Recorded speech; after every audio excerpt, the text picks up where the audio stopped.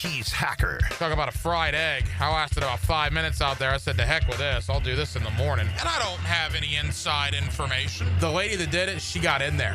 She made it happen. And he doesn't shy away from opinion. And I do enjoy drinking cold beer at ballparks. So if that makes me a baseball fan, then I'm a diehard baseball fan.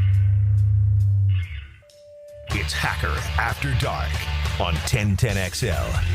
And a very good Tuesday evening to you, Jacksonville. It is Hacker After Dark, 1010XL, 92.5 FM with Dylan Denmark. The Hacker Ryan Green with you. Glad you are with us. Another day of Jaguar training camp, another full padded practice in the rearview mirror. 6 practices in already for the Jacksonville Jaguars. That is hard to believe. Remember, we were counting down the days until training camp got underway, and now we're a week into it. The scrimmage comes up on Friday night.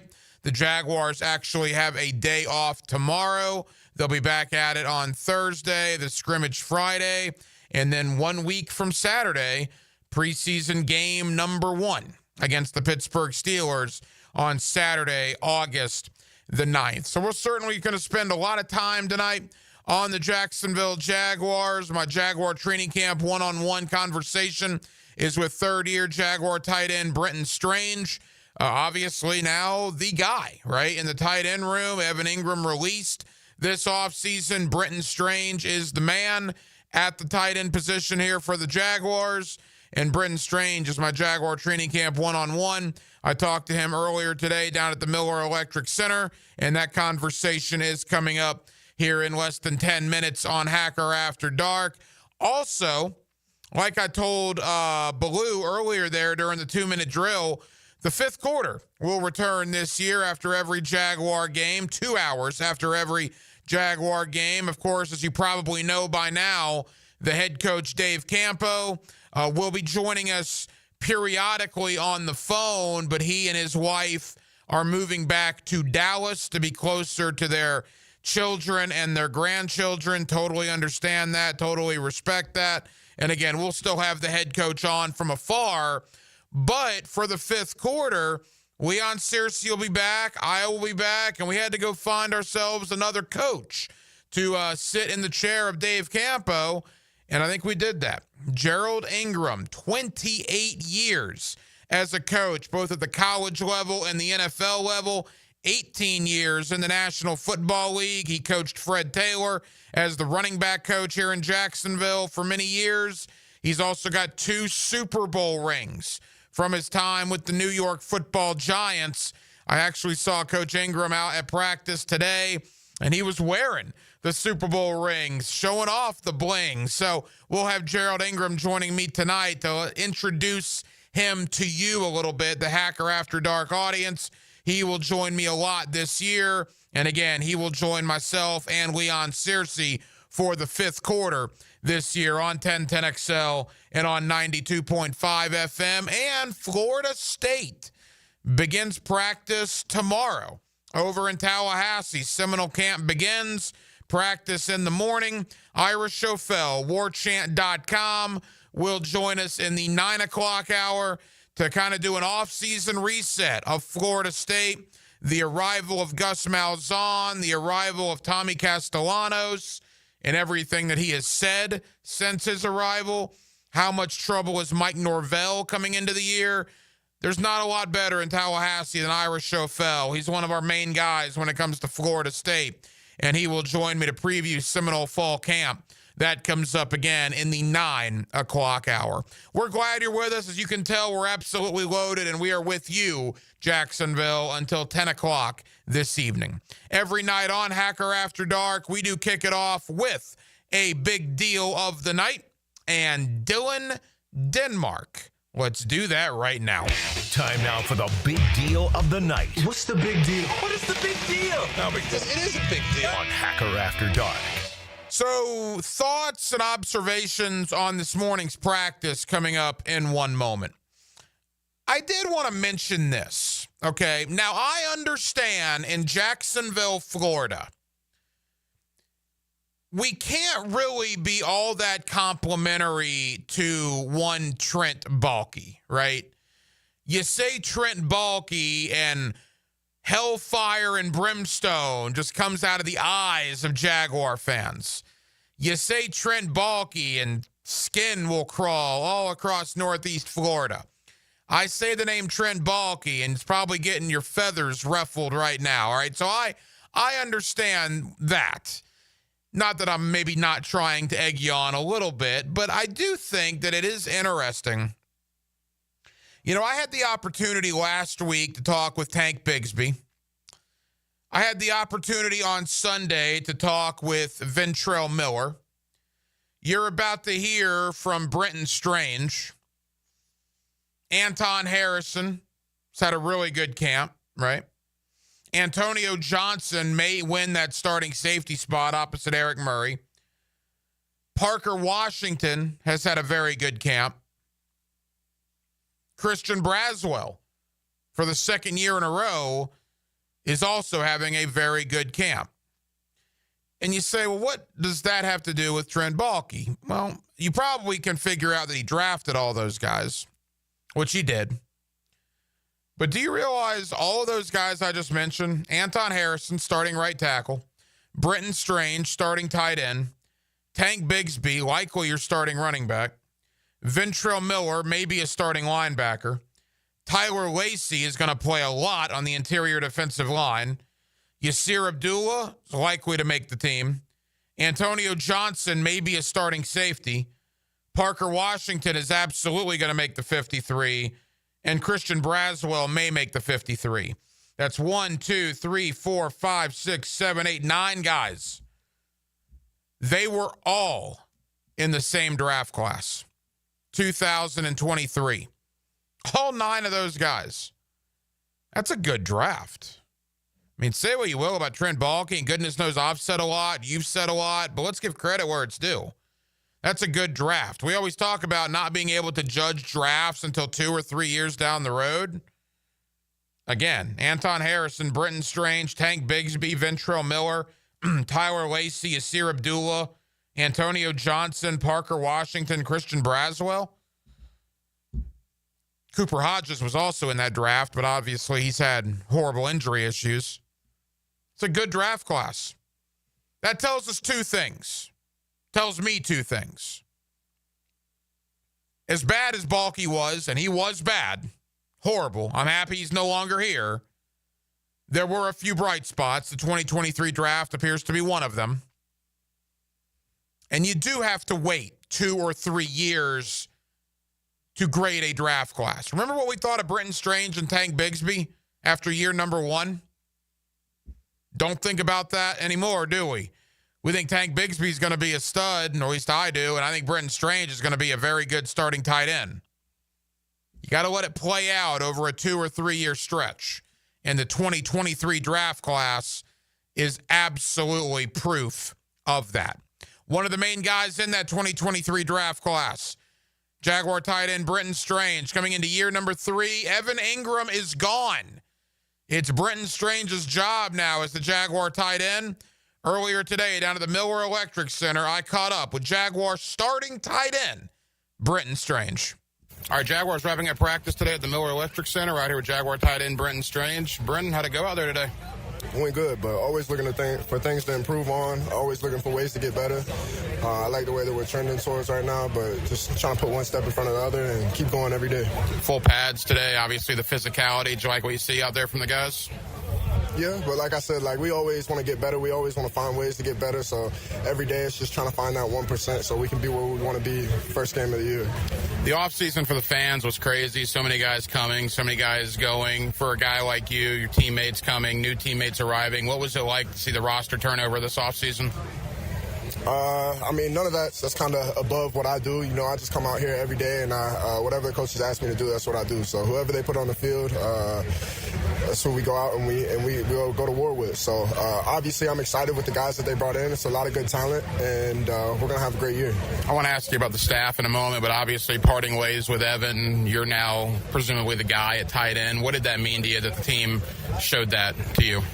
It meant a lot, but I'm going to come out here every day and prove and show them why they think that, you know. So it's just about coming out here every single day and putting one foot in front of the other. Like, that's my only message to myself every single day.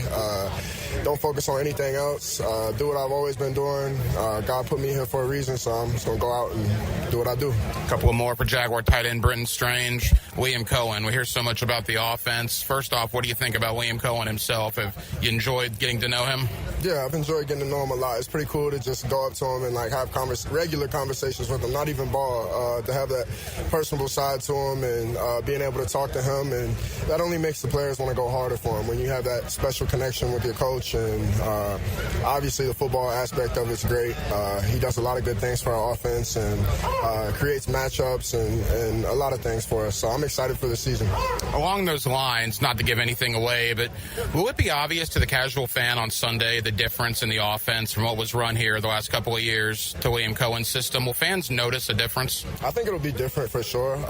Like I said, it's more of a matchup thing, just creating your matchups every single week, finding who you want to go up against, and yeah. As we begin to wrap up, the offense in general, you, BTJ, obviously Travis Hunter, Diami, the running game, a lot of talent on this offense. Do you guys feel that in the meeting rooms? Are you excited what this year may bring? Yeah, we know what we have, and it's about just coming out here right now and being where our feet are, putting in the work each and every day. So we do that, and we'll be exactly who we want to be and get to where we want to get. Final question. Fans have kind of lumped you and Tank Bigsby together. You were in the same draft class. Now you're both coming into year 3. Obviously, it appears both of you guys are going to have very much expanded roles this year. What is the dynamic from where you are now to where you were, say, 24 months ago? How has your game changed? It's changed a lot. I think I've always been a versatile player, but just the things that I've wanted to get better at, I've spent a lot of time in the offseason working on those, and whether that's route running or my feet in the run game, whatever it is. I've grown so much. Even my body and my spiritual, my mental, everything about me's changed in 24 months since I've gotten here. So I'm super excited. I've been working in the dark for a really long time, and I'm ready to show what I can do. Brenton, really appreciate the time. Yep, appreciate it. There you go, Brenton Strange with us here on Hacker After Dark. As always, a big thank you to the Jaguar PR staff for helping us out get those one-on-one interviews after practice at the Miller Electric Center. And Brenton Strange, look, I mean, the Jaguar coaching staff told you what they thought of Brenton Strange by their actions, and their actions were releasing Evan Ingram. Now, granted, did Evan Ingram, the type of player he is, did that fit into Liam Cohen's offense? That's debatable, probably not. But again, you didn't save a ton of money by cutting Evan Ingram. What'd they save? $6 million, if memory serves? You could have very easily kept Evan Ingram here. The Jaguars chose not to do that. Brenton Strange, obviously a much more physical player, a bigger player than Evan Ingram, will be better in the run game as a blocking tight end, but certainly can catch the ball. I think he proved that when Evan Ingram was out last year, that he can do some things downfield. And again, he's part of that 2023 draft class with Anton Harrison, with Tank Bigsby, with Ventrell Miller, with Antonio Johnson, Tyler Lacey, Asir Abdullah, Parker Washington. It's a pretty good draft class. I mean, all of those guys that I just named, all of them are probably going to be counted on to contribute in a pretty significant way coming up here in 2025, and one of the main guys is Brenton Strange. And again, I think it's interesting because I was in the same boat. I'm not going to throw stones in a glass house. I was fairly critical of both Brenton Strange and Tank Bigsby after their rookie years. Both guys showed improvement last year, and now here we are going into year number 3, and both of their roles, Tank as a running back, Brenton as the tight end, are going to be massively expanded compared to where they've been in their 2 previous seasons here in Jacksonville. More conversation on the Jaguars is coming up next. Gerald Ingram, 28 years as a coach, both in the college game and the NFL game, 18 years in the National Football League as a running backs coach for both the Jacksonville Jaguars and the New York Giants. He's got 2 Super Bowl rings on his fingers, the 07 Giants and the 11 Giants. He was the running backs coach under head coach Tom Coughlin up there in New York. Coach Ingram will be with us, Leon Searcy and myself, on the 5th quarter this year here on 1010XL and 92.5 FM. And he'll join me next to talk a little Jaguar training camp, a little running back competition, something he knows an awful lot about. And I just want to introduce you to the coach, Gerald Ingram. He's next, right here on Hacker After Dark. The calm voice of reason. Thank you for playing. Should we or should we not follow the advice of the galactically stupid? Dan Hicken and Jeff Prosser. Are you crazy? Weekday mornings on 1010XL. Bueller. Stay cooler with Bueller. Hey, buddy. Why so glum?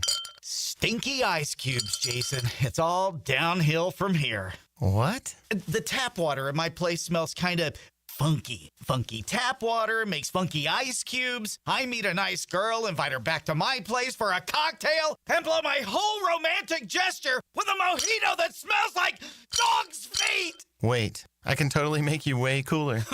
I'm not taking your charity ice cubes, Jason. I have my pride. Your pride is safe. Our plumbers can be at your house the day you call and install a whole home water purification system. Water tastes better, dishes come out cleaner, even your hair feels better after you shower. Ooh, the ladies love a man with soft hair, don't they, Jason? Life moves pretty fast. If you spend every day worried about the water in your own home, you could miss it. Stay cooler with Bueller. Visit BuellerAir.com.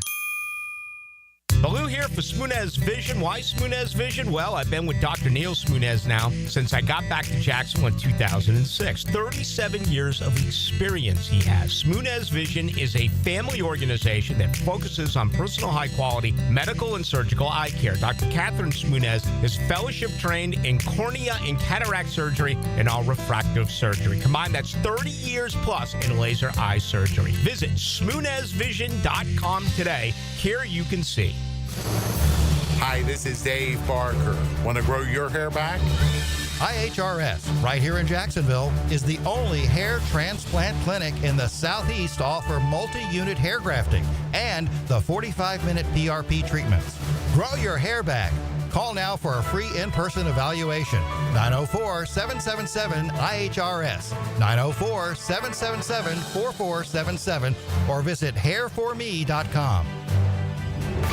Storms don't wait, so why should you? Protect your home and your wallet with Universal Roof and Contracting. Save 15% on roof replacements and repairs now through July 31st. And financing is available with payments as low as $115. Call 855-ROOF-HELP for your free inspection. Universal Roof and Contracting. Protecting your home, building your trust. License number CCC 057165, CBC 1258484. UniversalRoof.com.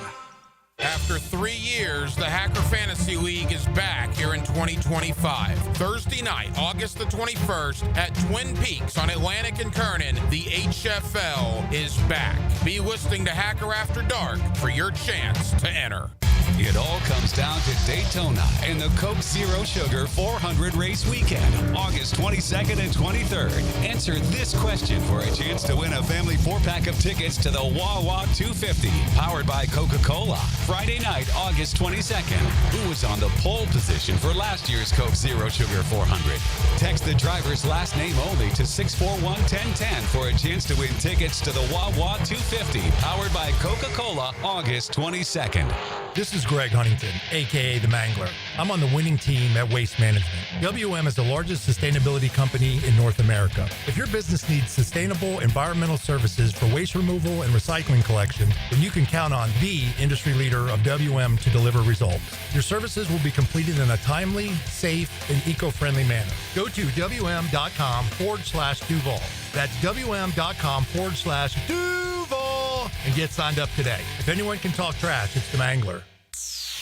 Hey, Googans, Hicken here, and I just want to once again give you this very simple reminder. Wear sunscreen. If you're outside a lot, bring the screen. Put some in your truck, on your boat, in your golf bag, whatever, wherever, just use it. Please. It's hot out there, and I just want you to protect yourself. I use it like it's cool because I think it is, but what's not cool, that's skin cancer. You don't want to deal with that. Go get yourself checked out. It could save your life.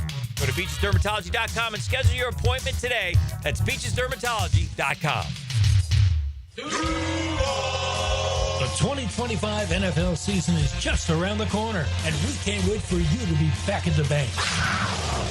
Your Jacksonville Jaguars are starting off the preseason going head-to-head with the Pittsburgh Steelers Saturday, August 9th. Be at the bank as the Jags take the field for the first time this season and grab your tickets for a 7 p.m. kickoff by going to jaguars.com/tickets or call 904-633-2000. We'll see you soon, Jags fans. Hey, Hicken here. I couldn't be any happier than to join the George Moore Chevrolet family. When I say family, I mean it. Visit their beautiful showroom today off Atlantic Boulevard. Find out exactly what I'm talking about. No pressure, just friendly help. And whether you want a car, a truck, SUV, electric, pre-owned, you name it, George Moore Chevrolet has it. And if you can't make it over to Atlantic Boulevard, no problem. MooreChevy.com is easy to navigate as any site you will try. It's never been more easy to use. George Moore Chevrolet. Together, let's drive. San Jose Collision in Mandarin is proud to be an I-CAR Gold Class collision repair facility. That means they meet the industry's highest training standards. Experience the difference at San Jose Collision in Mandarin. 1010XL is presented by Barra & Barra, exclusive injury law firm of the Jacksonville Jaguars. Protecting you and your family. Call 396-5555. Jacksonville.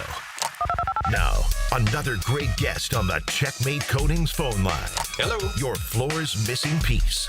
Back here on 1010XL at 92.5 FM in the city of Jacksonville. We are glad you are with us. The Jaguars already a week into training camp. Of course, they will have a scrimmage on Friday night, and the preseason opener is now just a week and a half away. The regular season is less than 6 weeks away. The fifth quarter will return this year to 1010XL. You'll have myself, you'll have Leon Searcy, Dave Campo moving back to Dallas. We still might get a few call-ins from the head coach, but we had to go out and we had to find somebody to replace Coach Campo, and I think we did just that. A man that has coached football for 28 years, including 18 in the National Football League. He was the running backs coach here in Jacksonville with head coach Tom Coughlin.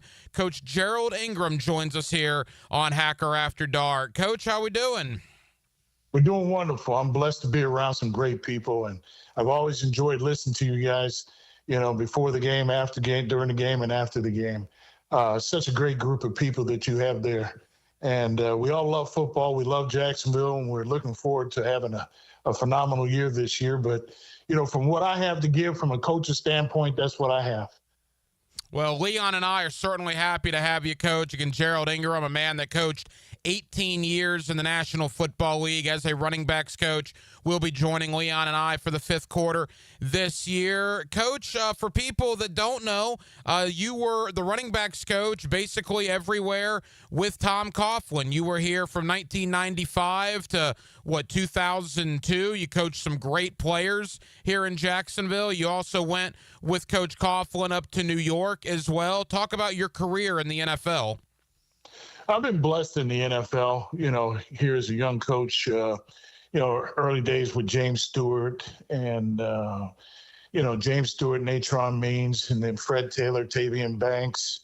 We were able to bring them in as well. And then going to New York and having Tiki Barber, Brandon Jacobs, Ahmad Bradshaw, Derek Ward, David Wilson. I've been blessed to have a lot of really good running backs that help develop running backs to become more professional. You know, obviously having a great coach like Tom Coughlin who sets the tone for how we're going to be. But, you know, it's been great to develop players, people that, you know, having some great players who were highly drafted and became great, but having some lower end players that had an opportunity to become great and help us win games and 2 Super Bowls as well. So it's not where you start, it's where you finish in this game. And we're looking forward to seeing people and finding out who's here in Jacksonville to win with. Yeah, what I love about Coach is I saw you down at the Miller Electric Center earlier today. I said, you won 2 Super Bowls with Coach Coughlin. And you said, absolutely. And you showed me the bling on the hands, Coach. You were representing there with those world championship rings. Oh, you know, I call it a rock. You know, the 07 Super Bowl with the helmet catch and everything else, that was a rocky moment. You know, when you beat an undefeated team, and then the best game of the year really wasn't even the Super Bowl. The best game of the year was the first time we played New England, where we had an opportunity to win. That was a great, phenomenal football game. We both told each other as a staff at the end of that game, we might be playing against each other. but you're proud of that moment. It's hard to win the Super Bowl. It's hard to get there. The process that goes into it. You got that rocky moment, at the end of the game, like, where's my family? Everything hits you. To be called the best of 2007, to be called the best of 2011. We here in Jack, you realize how the history would have changed if we would have won that year. Mm-hmm. That was our year to win. Probably 2 years, to be honest. But things happen, and we were so close. But nobody cares when you're close. You got to win it. It changes Jacksonville if you would have won a Super Bowl here. So that's what we're looking forward to. That's why I wear my bling. Plus, I grew up in Pittsburgh and the dynasty of Pittsburgh, and those guys used to come around all the time, the Steelers. Absolutely love it. Coach Gerald Ingram with us here on Hacker After Dark. Again, the coach will join Leon Searcy and I during the regular season this year for the 5th quarter. All right, Coach, big overview at the beginning here with you about the Jaguars offseason. Let's begin with Liam Cohen and James Gladstone. Obviously, you spent 18 years in the National Football League. You're a tremendous source on something like this. A 39-year-old head coach, a 34-year-old general manager, both guys, obviously, their first roles in their given positions. And, boy, what an offseason it was, from the Travis Hunter trade to all the free agent acquisitions. Just your thoughts on how Cohen and Gladstone handled their first offseason. I think they've done a very good job, for people who have, been in their positions for a while. They've had to try and learn from other people above them who've done very well and very, very successful. But we all know in this profession that the only thing that matters when this season starts is this season. Nothing else matters. Now, being as young as they are, they have to find a way to have solutions to fix things. That's where it makes a difference. That's where you start to say, all right, there's the youth, but do you know enough, during certain situations to fix things, the problem solvers. And then hopefully you have enough people on your staff that can help you, assist yourself in it. Yeah, it's good to be young, but it's also, when the bullets are flying, nobody cares about your problems. How fast you can fix it, solve it, and find a way to win and finish it. We've here in this town we've been watching this team trying to figure out how to finish. And that's all we want to see. We want to see how you finish, how you're consistent. If you show some consistency in this town, you got a chance to win. Coach, obviously a huge year for Trevor Lawrence. It goes without saying. He's going to be 26 in October. And I've made the point the entire offseason, look, it's not excuses, it's reality. If you go back to his final year at Clemson, this is going to be his 4th different coaching staff in 6 years. I mean, for crying out loud, Coach, he's got the 3rd different center in 3 consecutive years. There's no continuity. There's been no chemistry building. But with that contract and the fact that he's not 22 any longer, people don't seem to care about that sort of thing. I mean, what is your thought about Trevor coming into 2025? I think this is a year that he has to be accountable. There are no more excuses. There's too many other younger quarterbacks playing better. All right, and that's just my opinion. And it's just you have to find a way to win. You have to. You pay this player, no matter what the situation is, to help elevate this team. That you can be in position to win games, to be in position to help this team become better, to help develop the players around you. You're not a kid anymore. You should expect it of yourself, that you can find a way in your own professionalism that these guys have hope, that you become the spark to win and finish the game. The excuses are over. It's okay to be competitive. It's okay to talk about what your faults are. It's okay for you to talk about your faults, but we don't want to hear about your faults anymore. We want to see you execute it, do it. The things we saw today, there's some good moments when he sees zone coverage, when a receiver comes out of there, when he knows that receiver's going to be there. He's okay. That ball comes out great. When he's not quite sure if that guy's going to win on the route, he's waiting. And you don't have time to wait. There's some time, I remember being with Kurt Warren, he said, in practice, hey, the reason I threw the ball in the back of your head, I want you to understand there's a sense of urgency, that I trust you're going to be there and the ball's going to be there when you make that break. I can't sit there and wait for you. This is the NFL. The pass rush is a lot faster than you used to. This is a fast man's game of hitting and throwing and catching and running and all these things. But there's a sense of urgency. And we can talk about those kind of things all around on the team as well, too. Couple of more for Coach Gerald Ingram. Again, Coach will join Leon Searcy and myself for the fifth quarter this year on both 1010XL and 92.5 FM. Coach, let's go to your bread and butter. As I mentioned, 18 years in the NFL for you as a running backs coach. The Jaguars potentially have a very nice 1-2 combo with Tank Bigsby and Travis Etienne, and I want to talk about those guys, Coach. But I thought LaQuint Allen, the rookie from Syracuse today, boy, you wouldn't talk about a violent runner. I mean, he was finishing runs, with a little skirmish involved. You kind of like when the rookies mix it up with the veterans a little bit. I thought it was a very good day for LaQuint Allen today. Yeah, I thought it was really, I'm right with you on that one. It was a good day for him. He finished, he ran low, he had good vision between the tackles. I like to see his leg drive. He ran through, he tried, I can't think of who it was, but he trucked him over and didn't miss a beat doing it. Yeah, he got the better part of Ventrell Miller on one occasion, yes, I believe. He did. Yeah. And that was good to see. See, those are the guys those are the moments as a coach you're looking to see, hey, is that guy's going to be is he going to be the finisher? Is he going to be the spark? Is he going to be the sleeper, guy to watch in all this? I talked to Liam, after practice, and I said, hey, I introduced myself and I said, I was there with Victor Cruz in New York, and you love watching that rookie player, whoever, nobody knows. We didn't know who Victor was. Every day in practice, he was trying to feed himself and eat. And I mean, it was so noticeable. Tom Coughlin got mad at practice because he's taking all the one-on-one reps and he was beating our number one corners.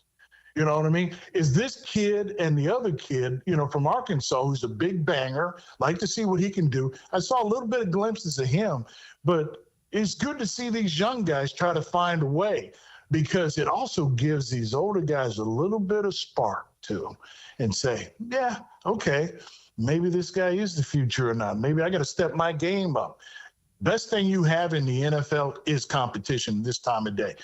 This time of year, because it's about evaluating players. It's about players looking at each other, where they fit in. Do they continue to fit in? It's a good time of year right now. You're looking for the discipline, the hard work, and the finish. Coach, a running game is obviously only as good as the offensive line, and certainly you'll have more time between now and our fifth quarter to evaluate the O-line. But the one thing I will say, they brought in 6 new guys that were not here last year, 4 free agents and 2 in the draft.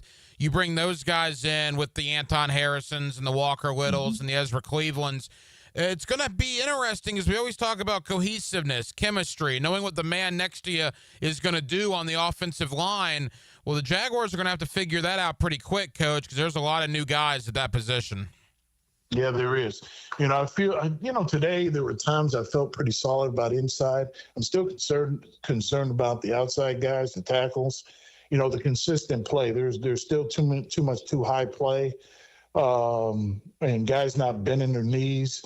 It's just certain things that I know their coaches are working to clean up. But you want to see the fight. You want to see the fight, the fire in some of these tackles, and just kind of not take what the defense is pretty good, but I don't know if the offensive tackles are where the defensive ends are right now, to be honest. So it's hard to evaluate, and we'll see in the next few days and weeks. But they do have to. And the commitment, I see the commitment to trying to get there, but it's got to be more of one. So, the offensive line understands that we're going to win with what they do up front. No matter if it's offense and defense. If we have a better offensive line, our defensive line will be better. The better defensive line, we better hope that makes our offensive line better while we're in camp. Coach, as we begin to wrap up, a week into camp, they got the scrimmage coming up on Friday night at the stadium. As a coach and a coaching staff, what do you hope to accomplish with the scrimmage on Friday night? Your first preseason game is a week from Saturday, so obviously you'll start preparing for that next week. But what does the coaching staff hope to get out of that scrimmage on Friday? I think the first scrimmage you want to see the desire, the hard hitting play, just the let loose. You keep it simple, and that's what they'll probably do, and just see who can actually, in that type of situation, win the one-on-one battles and how they come together cohesively as a team, in that situation, in certain drives. But you're still evaluating, the one-on-one, hey, let's go. The pads are on. We're playing a scrimmage, and let's tee off and let's rank them. And every day you're ranking everything they do. You're looking for the consistency. You're looking for the discipline while it's hot and everything else. But who are the men is what you want to see in that first one. Coach Gerald Ingram, 28 years as a coach in the world of football, 18 of which in the National Football League, and he will join Leon Searcy and myself this year for the fifth quarter on 1010XL and 92.5 FM. Coach, really enjoyed the conversation. Let's do it again next week and preview the first preseason game of the year. Thank you, my friend.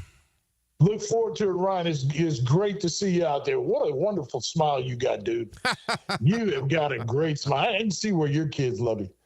Thank you, Coach. All right. You have a blessed day, buddy. There you go. Gerald Ingram, good guy. Really enjoyed getting to meet him the last couple of days and weeks as we've been putting the ideas together for the fifth quarter this year. Again, the head coach, Dave Campo, moving back to Dallas to be closer to family.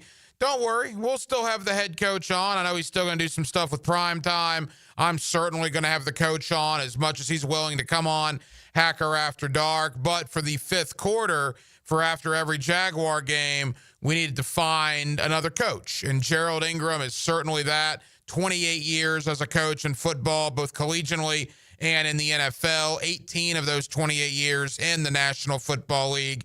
And he is holding a couple of Super Bowl rings when he was the running backs coach with the New York Giants in both 2007 and 2011. He'll join Leon Searcy and myself for this year's fifth quarter programs. We're going to talk to another former, or I guess not a former Florida Gator. How about that? But a current Jacksonville Jaguar, another guy that was part of that 2023 draft class, Ventrell Miller. I had the opportunity to catch up with him earlier this week at Jaguar training camp down at the Miller Electric Center, and you'll hear that. Speaking of colleges, Florida State is on the field beginning tomorrow.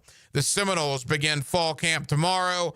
The Gators and the Hurricanes, I believe, will officially be on the field on Thursday, but we'll go to Tallahassee tonight. Ira Chauffel of warchant.com to preview Florida State fall camp. That comes up towards the beginning stages of the 9 o'clock hour. Before Ventrell Miller, we got a lot to do, but Denmark, we are givers here on Hacker After Dark. It's what we do. We give back to the hard-working men and women of Northeast Florida, the ones that are getting after it at 8:38 Eastern Standard Time here in Jacksonville or the surrounding area. What do we have for the good folks this evening that are listening to Hacker After Dark? I got 4 tickets to the Sporting Jack's inaugural preseason game against Hibernian FC Women on Saturday, August 2nd. August 2nd. Sorry, I can't speak. That's this Saturday. So if you want those tickets, hit me up at 641-1010. This Saturday, August 2nd. Is it a family 4-pack? That's correct. All right, family 4-pack. That'd be a lot of fun to take the kids to. If you want to go, simply call Dylan Denmark right now, 641-1010, 641-1010. We will take caller 4, and we will hook you up with that family 4-pack. Tom McManus buckles his chin strap as he joins Lauren Brooks and Taylor Dahl for the new Helmets and Heels. I just love man in uniform. Catch the pros' point of view afternoons 2 to 4 on 1010XL. Blue here for the Blue Crab House, located right off of San Jose. It's on Jewington Creek Road. They've been around since 1996. Indoor-outdoor dining. Also, takeout is available at the Blue Crab House. Open 4:30 to 9, Tuesday through Saturday. Sunday, noon until 9. Remember, Tuesday, $2 margaritas. Wednesday, $1 oyster night. How about the blue crabs? How about my personal favorite, the Canadian snow crabs? Whatever it is that you fancy, you get it right there. The Blue Crab House. Oh, no. That's the sound of someone who's misplaced my debit card. Their debit card. Where'd I leave that thing? Not at the gas pump, or the checkout counter, or the roof of your car. Now, if he has the Chase mobile app, he can use Card Lock. Wait, I could just lock my card. Yep, just a few tippy taps on his phone, and that sound? That's peace of mind from Chase. Chase mobile app is available for select mobile devices. Message and data rates may apply. JP Morgan Chase Bank N.A. member FDIC. Here's your 1010XL First Coast Community Calendar. The Tom Coughlin J Fund helps families battling childhood cancer, and there are ways you can help. Go to tcjfund.org. City Rescue Mission provides life-changing support for the homeless. Find ways to get involved at crmjax.org. The 5-star Veterans Center of Jacksonville is the place homeless veterans can go to recover, recharge, retrain, and reconnect. Learn more at 5starveteranscenter.org. Her Song is a nonprofit organization that breaks the cycle of human trafficking through survivor care, victim outreach, and education. Find out how you can help at hersong.org. The Hometown for Heroes Home Buyers Program helps you get your down payment and closing costs paid. Call to learn more. 574-7180. If you're involved in a community event and you'd like us to help spread the word, find out how at 1010xl.com. Hi, I'm Sean Monahan from Monahan Jewelers in Atlantic Beach. Since 1977, we've been Jacksonville's local family jeweler with a beautiful selection of fine jewelry and certified diamonds. But we're also Jacksonville's leading buyer of gold, silver, and diamonds from the public. Gold's recently hit an all-time high at over $3,000 per ounce. Pay bills, buy something fun. Now is the time to sell your gold for cash and get top dollar, or trade it in for a new piece and get even more at Monahan Jewelers in Atlantic Beach. You've got fantasy football questions. This is where you get your answers. 1010XL's Fantasy Football Draft Guide with insight from Hacker, Hayes, Fat Tony, and me, Mike Dempsey. Get the guide at 1010XL.com and on all of the 1010XL social channels. I used to dread going to the dentist. Every visit felt like a sales pitch with constant upselling, surprise fees on my bill, and I could never get in when I needed to. But Harbor Dental Care? Totally different. They saw me the next day, gave me honest pricing up front, and even set me up with a payment plan I could actually afford. No pressure, no surprise charges, just kind people who get it. If you want to experience dentistry the way it should be, book your appointment today at harbordental.care. That's HARBOUR dental.care. Hello, First Coast. I'm sure by now you have seen our bright green GFL trucks and containers throughout the greater Jacksonville area. We're an industry leader in solid waste and would love the opportunity to earn your business. We're committed to customer service, reliability, and have an unwavering focus on safety. Whether commercial or construction, let us haul your waste away. Call 904-760-5880 to get a quote today from GFL, Green for Life. Denny Thompson here. Look, don't get left in the dark. We're all trying to reason with hurricane season, so at least be prepared. For top-of-the-line generators in Jacksonville, I turn to Tyson. Licensed pros at Tyson deliver reliable, whole-home standby generators and provide fast repair service. They even do custom installations for local businesses, so don't wait. Ensure seamless installation and peace of mind. Call Tyson now, 904-762-1000 for a free estimate on generator services. TysonInc.com. Tired of wrestling with your shower curtain like it's a slip and slide gone wrong? Ditch the drama and say hello to a smooth, stylish glass shower enclosure from Baker Glass. Wago Glass is clean, elegant, and makes your bathroom look huge and brighter. Give your shower a makeover and feel like you're in a spa without the price tag. I'm Mac at Baker Glass. Call me and get ready to love your new shower. Let's make your shower great again. Remember, Baker Glass, no one treats you better. Been in a car crash? I'm local attorney Rick Alexander, and I've made it our mission at the Alexander Law Practice to listen to you so I can fight for the best possible result for you. I've been practicing over 30 years, and our team focuses on guiding you through the entire process. And because fees and reimbursement costs come out at the end of the case, I will never ask you to come out of pocket. For a free review, call 904-400-6600 or log on to alexanderlawpractice.com, Jacksonville. Here's Linda Beaver. The dog days of summer are here, and so are the hottest deals of the year. Whether you're hauling down the street, cruising on the beach, or just escaping the heat, we have the ride you're looking for and the wow you experience you deserve. Save big on select models with sizzling summer savings, low financing, and limited time bonus cash on all trades. So don't sweat it. Come beat the heat at Beaver Automotive, where the summer deals will wow you. 1010XL is presented by Farah and Farah, exclusive injury law firm of the Jacksonville Jaguars. Protecting you and your family. Call 396-5555. Jacksonville. Hacker After Dark on 1010XL. Yes, it is. Glad you're with us till 10 o'clock. 1010XL and 92.5 FM. Ventrell Miller, my conversation with him from a couple of days ago down at Jaguar training camp. That comes up in less than 10 minutes. General observations from today's practice. Probably the most physical practice they've had. Well, it was the second day in full pads for the linemen. It was the first day in full pads for everybody else. So, of course, it's going to be the most physical. It was hot down there. I mean, it was steamy down there. It was a long practice, too. They went at it for about 2 hours, a little under 2 hours. It was probably one of the longer practices that they've had so far. Tempers flared a little bit. There were a couple of skirmishes. Let me just give you some quick thoughts. Number one, there's a log jam at the running back position with Tank Bigsby, Travis Etienne, Bashal Tootin. But Tootin has been out the last 2 days. He was actually out there today off to the side. He wasn't doing any work in the team drills. But that has given maybe some more reps to LaQuint Allen, the 7th-round pick out of Syracuse.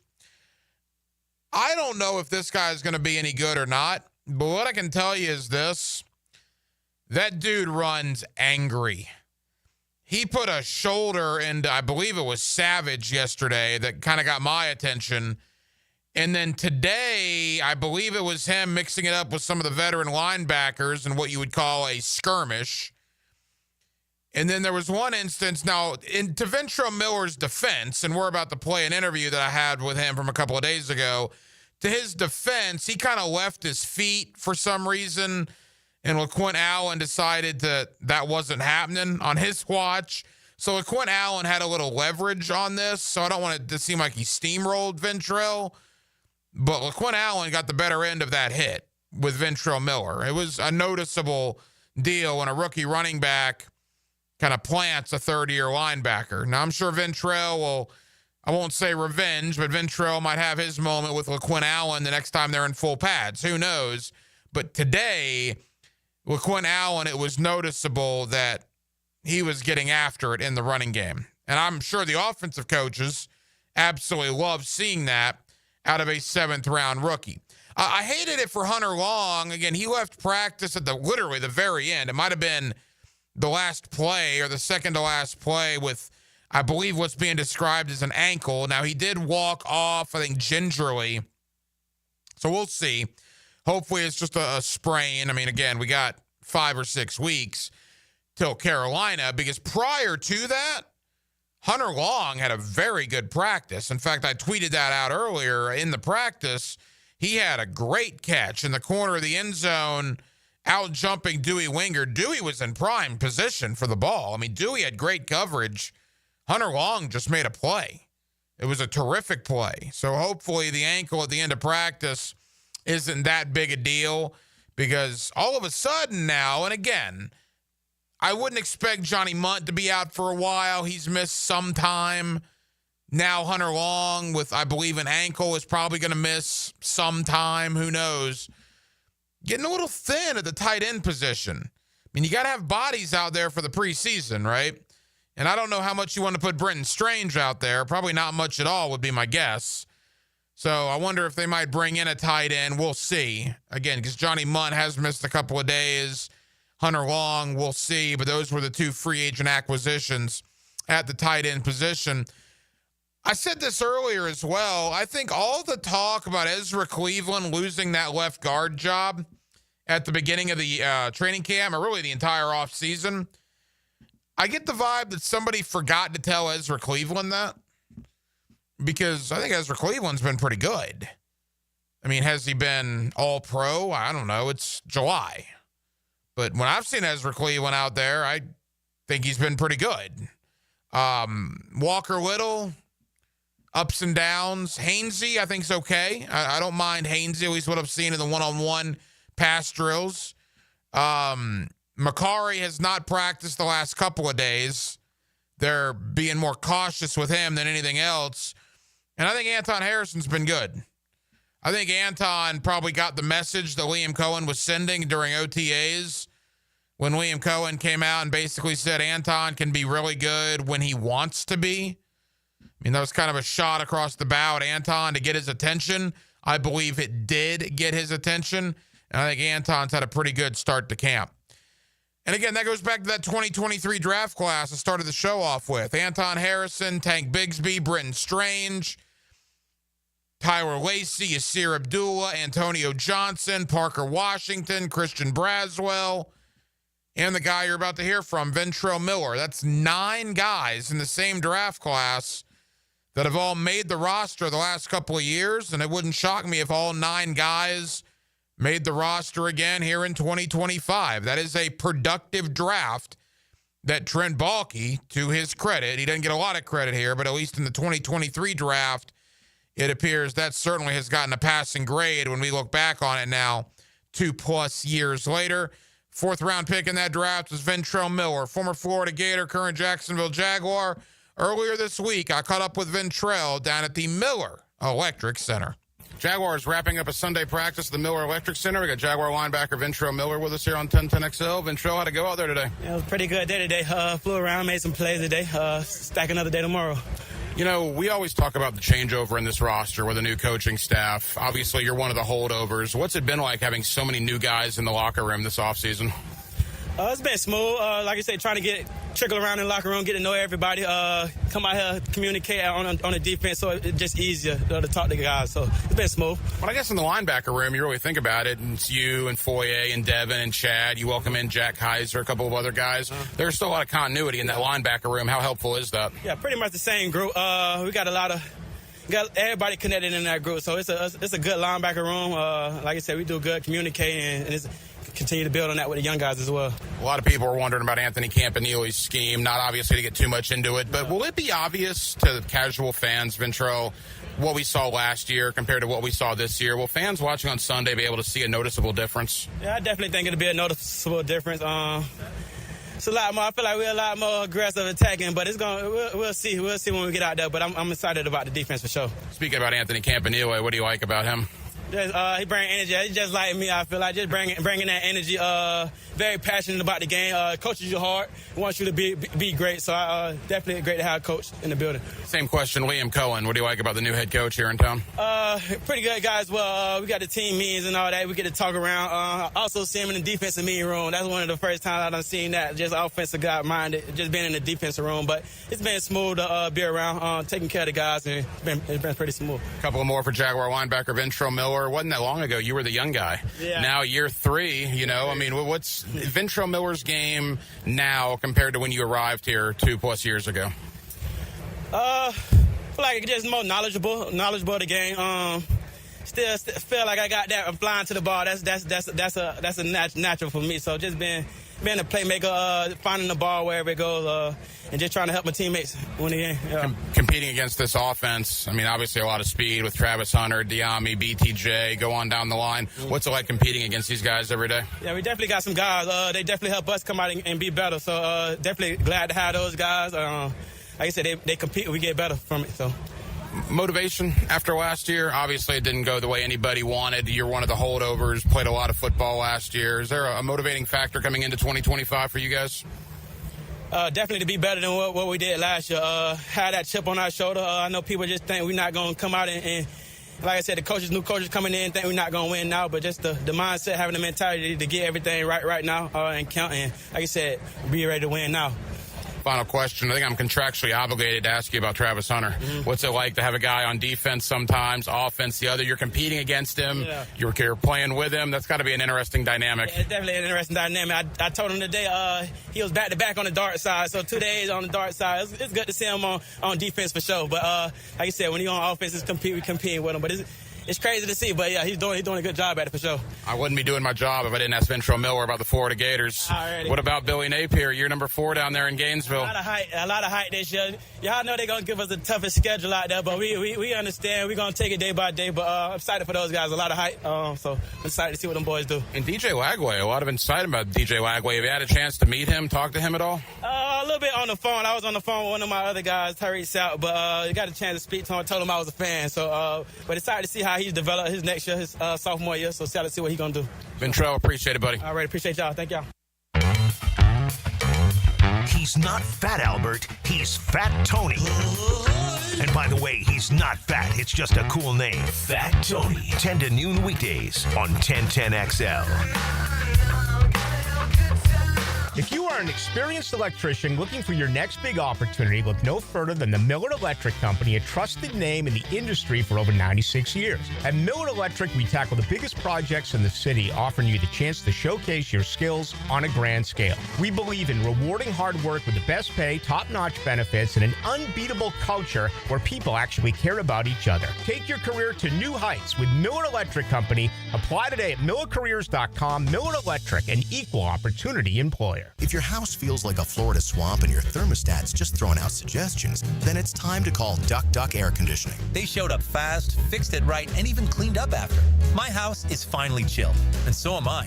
Whether your AC needs a quick fix, a full replacement, or just a little TLC, Duck Duck Air Conditioning has got you covered with fast and honest service. Call 904-862-6769 to get your cool back, or online at duckduckac.com. When your AC is stuck, call the Duck. The 2025 NFL season is just around the corner, and we can't wait for you to be back at the bank.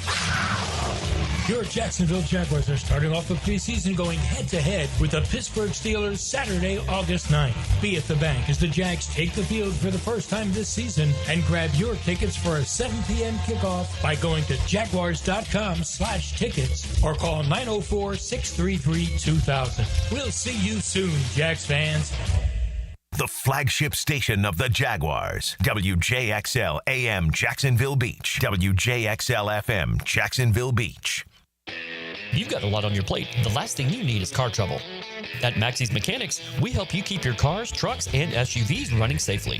Visit MaxieAutoRepair.com today for honest service, reliable repairs, and peace of mind for you and your family. Lucas Tree Service is a certified arborist and a local family-owned business with over 45 years of experience. They specialize in tree removal, trimming, and stump grinding for both residential and commercial properties. Get prepared for storm season and receive top-notch customer service from Lucas Tree Service, 904-241-3533. Online at lucastreeservice.com. Frank Franzi here for Coil Fencing. Jacksonville's full of memorable sports moments. Remember Tiger Woods' 60-foot putt on the iconic 17th? Gary Coate called it better than most. Better than most. Well, Coil Fencing is better than most. They're better than all. Coil has been that for nearly 100 years. So if you're in the market for a new fence, I recommend calling Coyle & Sons today. That's at 904-356-4821 or visit coiljacks.com. That's C-O-Y-L-E Jacks.com. Playoff-bound Jacksonville Jumbo Shrimp are in full swing at the newly renovated VyStar Ballpark. Your home for affordable family fun. Tickets start at just $5. Fireworks after every Friday home game, and kids round the bases after Sunday games. Log on to jackshrimp.com for tickets and details. Jumbo Shrimp Baseball, affordable family fun.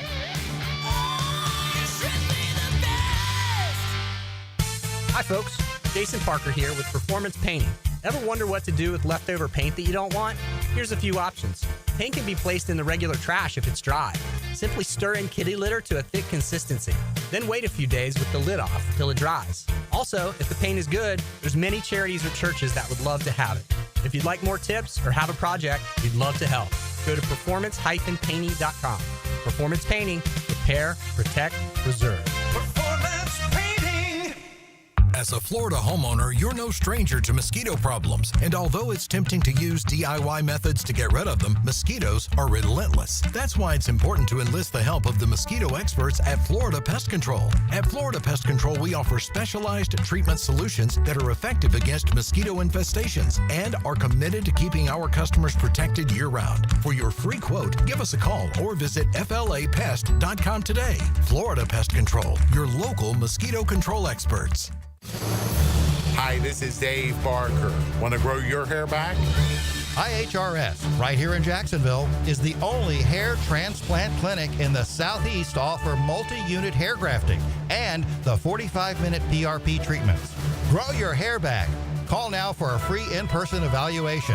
904-777-IHRS, 904-777-4477, or visit hairforme.com. Is your backyard ready for the big leagues? Pick it here for Surfside Pools. Serving Northeast Florida since 1977, they have the home field advantage. Family owned and operated, offering weekly pool service, equipment repairs, commercial maintenance, remodels, and new pool construction. Let Surfside Pools make your backyard dreams a reality. Are you ready to float happy? Visit surfsidepools.net or call 904-246-2666. Surfside Pools and Spas, your hometown MVP. License number CPC 044080. If life blindsided you tomorrow, would your family struggle? I'm Cody with Harborstone Financial, and I can help. One call could protect your family for life. 904-885-9566. Harborstone Financial.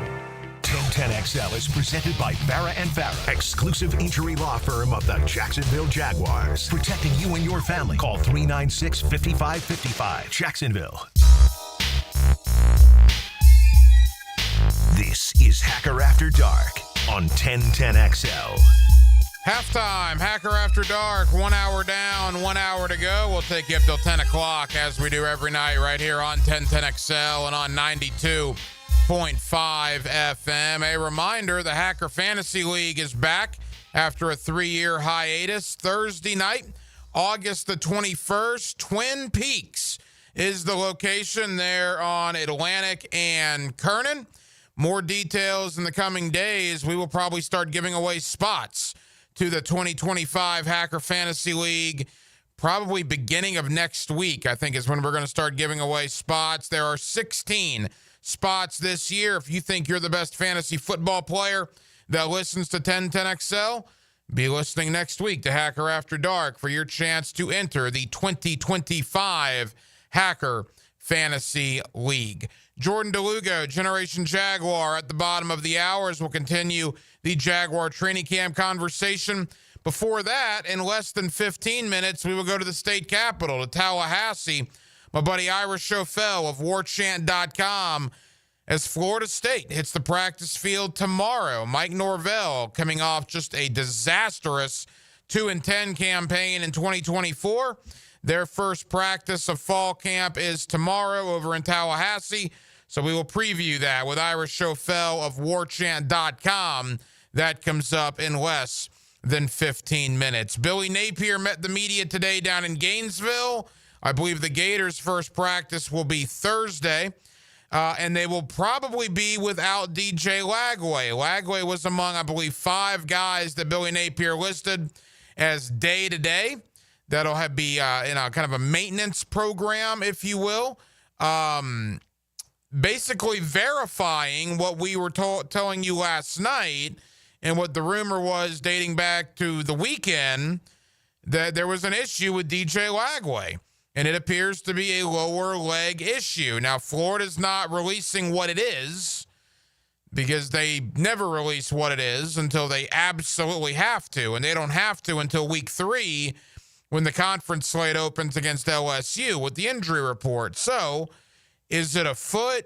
Is it an ankle? Is it a calf? Ding, ding, ding, ding, ding. That's where I think it probably lands. You got to be careful with those. Go ask Tyrese Halliburton about that. Go ask Jason Tatum about that. Go ask Damian Lillard about that. Kevin Durant back in the day. I mean, all basketball players, different sport, obviously, but if it is a calf, boy, you gotta be careful with that. Now, again, Billy Napier basically said today the injury took place maybe a week or so ago. Lagway listed as day-to-day. He was reportedly seen in Gainesville in some type of a walking boot. And look, I heard Matt Hayes talk about this today on Primetime, and he's spot on. Why are you in a walking boot? Well, you're in a walking boot to protect an injury that's probably not stable, right? If it was stable, if things were A-okay and on the up and up, you likely would not be in a boot. That's common sense. Not that I have a medical degree by any stretch of the imagination, just I do have an IQ, right? And you have a walking boot for some reason. And if he was seen in a walking boot as recently as this weekend, that's probably not good. Again, listed as day today, we will see. Denmark, quickly, you got the orange and blue blood piping through your veins. When you heard Billy Napier talk and you know that DJ Lagway now is, quote, day to day, concerned more now than maybe you were 24 hours ago? No, that's kind of what I expected. Not say much. He'll say a little bit, and we're taking minor precautions kind of thing. And then you probably won't hear anything until he's a full go, which will probably be sometime next week. You think so? You believe he will be a full go next week? That's your expectation? If I had to bet money, that's probably what I'd say probably happens. And that would be great. If he's a full go next week, that would be wonderful. If he's not a full go next week and we start creeping into the middle point of August, this is going to become a much larger conversation. We will see if we get to that point. We are about to have a conversation about the Florida State Seminoles. 2-10. Seminole fans, I'm not trying to pour salt in the wound here, but it was a disaster of football epic proportions in 2024. Mike Norvell basically changed a majority of the staff, brought in all new players, including a new quarterback and Tommy Castellanos. Did Florida State do enough to recover from that 2-10 nightmare last year? They're on the field tomorrow morning for their first practice of fall camp. Ira Chauffel, warchant.com, previews Florida State here in 2025 with us next, right here on a Tuesday night in Northeast Florida. It's Hacker After Dark. 1010XL. In the summertime. Feel the heat. Sweet summertime. Jacksonville Sports Radio. We've all seen great overtime games and thrilling finishes, but when it comes to having a big time, knowing when to say when is key. Budweiser reminds you to win the day and night by designating a driver. That's a victory every time. The best value for golf in Jacksonville remains Cimarron, totally reestablished with new tee boxes, improved fairways and greens, also a brand new restaurant with indoor and outdoor settings, and live music. Join the Wild One loyalty program online at Cimarron Golf. When's the last time you played Cimarron? Cimarron Golf Club on 210, the Wild One. Let's get the work done. Training camp is here. Up, quick feet. 1010XL's training camp coverage is backed by Roland Reach Plumbing and Green Acres Sporting Goods. Go, here we go. Let's go. It's live now. Let's go. Hello, Jacksonville. This is Dr. Kevin Kaplan, team physician for your Jacksonville Jaguars. At Orthopedic Specialists of Jacksonville, we know not every injury happens on Sundays. Sometimes it's flag football, weekend yard work, or just playing with your kids. That's why we built a team of fellowship-trained orthopedic surgeons, experts in everything from knees and shoulders to spine and sports injuries. Whether you're chasing championships or chasing your dog, we've got you. Learn more at osjax.com. That's osjax.com. Fish know where to hide. Captain Kevin knows how to find them. That's a big one. Listen for the Wing Power Fishing Forecast Show, brought to you by Awaken 180 Weight Loss and Royal Pest Services. Thursday nights at 6 on 1010XL AM. Tired of high energy bills? Well, replace those inefficient windows and patio doors now. Don't miss Renewal by Anderson's summer sale. Buy 4 windows or doors and get the 5th one free. No money down, no payments, and no interest for 18 months, but this offer expires July 31st. Renewal by Anderson, proud partner of the Florida Gators. Visit bestwindowsflorida.com to schedule your free consultation. License number CGC 1527613. Jax is more than a city, beaches, suburbs, or a destination. We're a community that takes care of each other. I'm former Jaguar Tom McManus. J-Dog Junk Removal and Hauling is dedicated to serving you with respect and integrity. From estate cleanouts to furniture and appliance removal, we handle it all. Call 506-1256 for your free estimate today. We're here for you. We're veteran-owned and operated. J-Dog Junk Removal and Hauling.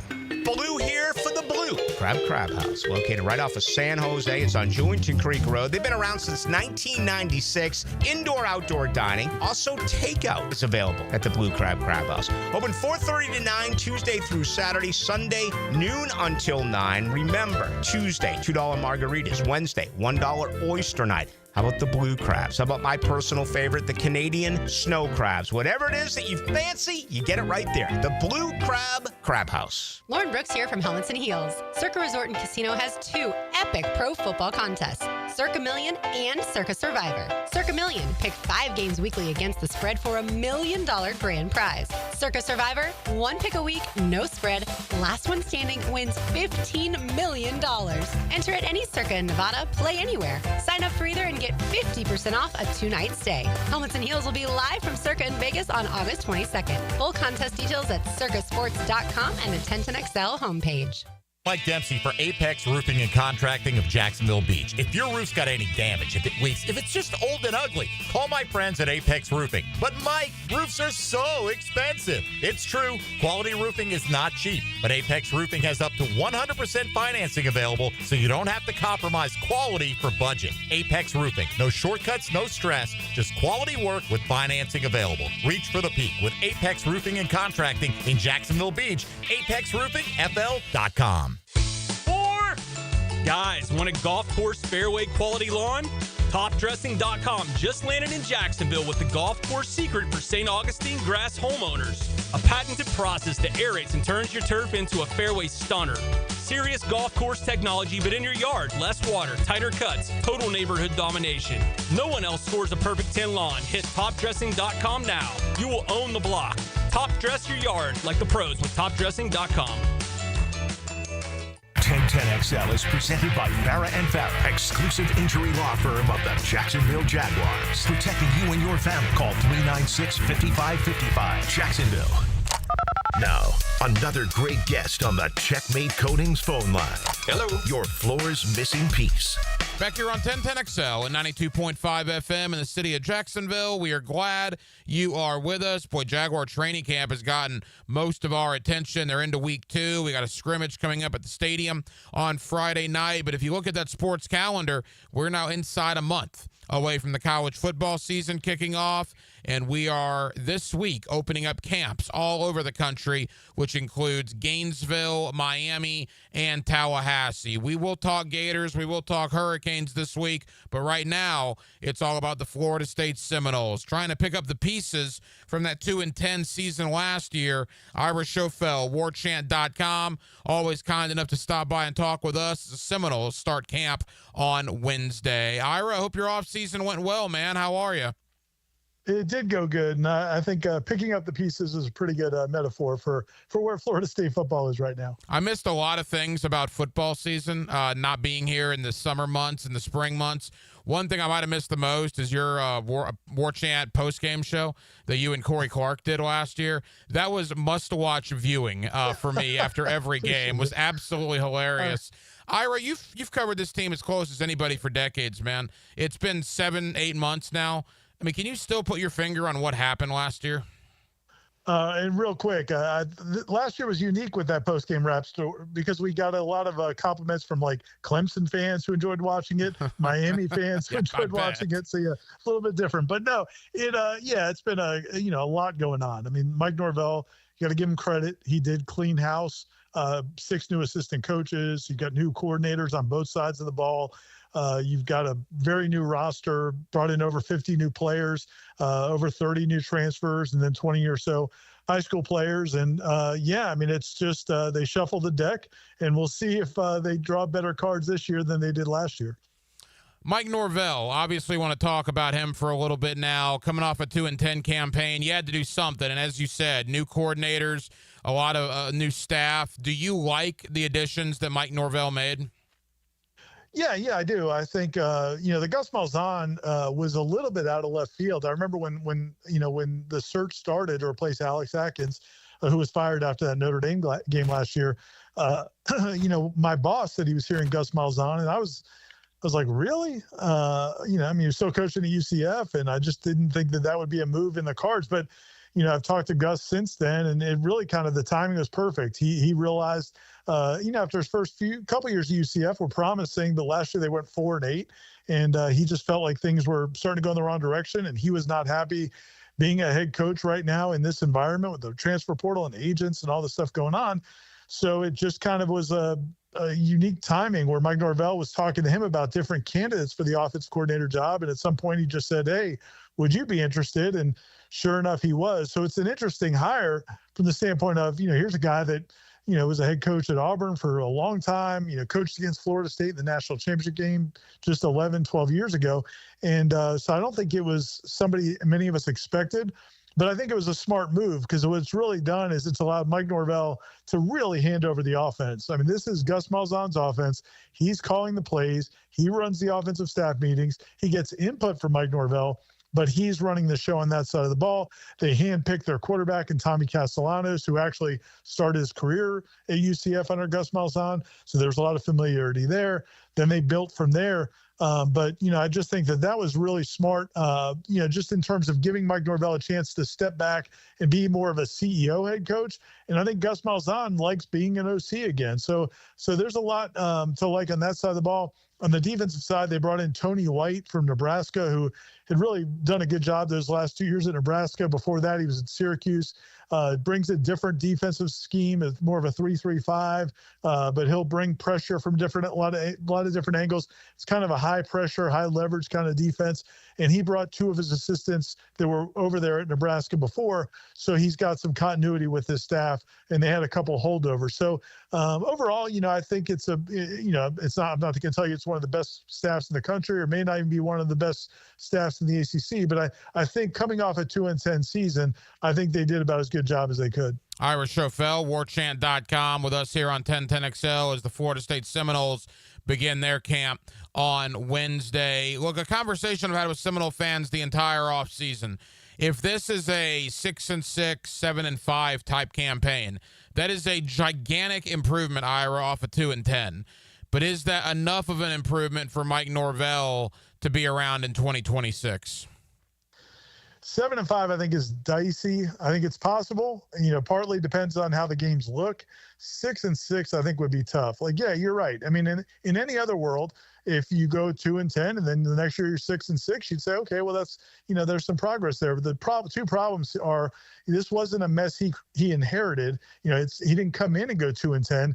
This was his team after going 13-1. This was his team 5 years into the program going 2-10. So you lose any of that excuse because you built this. And then the other part of it is you do have the transfer portal and you do have NIL and you have opportunities to go out and spend money and try to change your fortune. And you see teams last year, Arizona State and SMU and Indiana, and some of these teams that have had these dramatic one-year turnarounds. If you hit it right in the portal, and that doesn't always mean spending the most, sometimes it's just hitting it right, you can have a big turnaround. And I think the problem they would have at 6-6 is there just wouldn't be any excitement. I think a lot of the recruits that they've been able to get committed, they have a pretty good recruiting class right now. A lot of that's based on the thought that last year was a blip, that they cleaned house. It's a new start. And I think it would be hard to keep a lot of those guys. I also think it would be hard to get people in terms of boosters and donations to keep flowing if you don't make dramatic improvements. So I think he really needs to shoot for 8-4 or certainly better. 7-5, I think he's got a shot. 6-6 or worse. I just think even with a $50 million buyout or whatever it would be at that point, I think they'd have to really consider making a move. A couple more for Ira Chauffel of warchant.com. Ira, you mentioned Thomas Castellanos and what a Florida State welcoming he did this offseason. He's had a lot to say, no question about that, but obviously with the game against Alabama, and we'll get to that in a moment. But what is your thought on Castellanos coming into the year?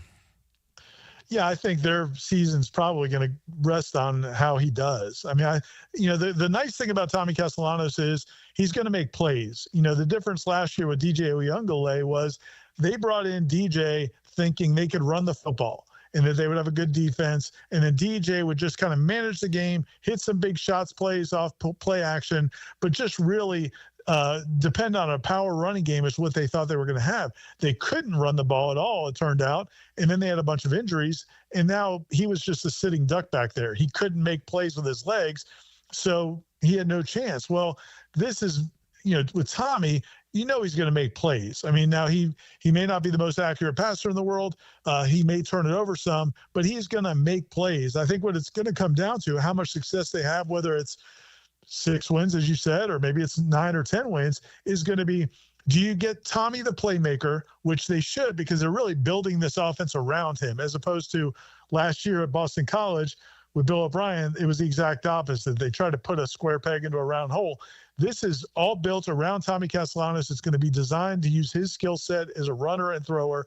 And then, we'll see what he does. But the concerning part would be, 2 years ago when he had more of that offense at Boston College, he turned the ball over a lot. So can they get the best of him as a playmaker, but limit those turnovers? And if they do that, I think that they could have a really, really good season.